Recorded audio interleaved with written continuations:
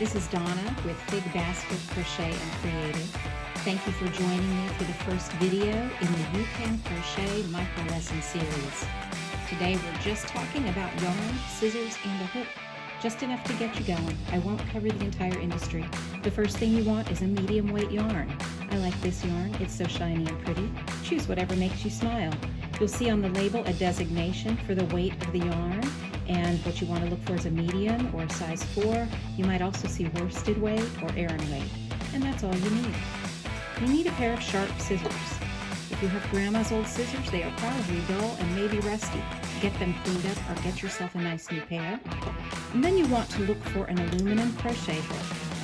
There are other crochet hooks out there. I just recommend aluminum to get you started.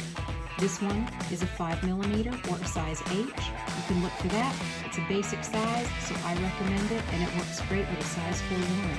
That's all you need to get started with crochet. Thank you for joining me on this micro lesson.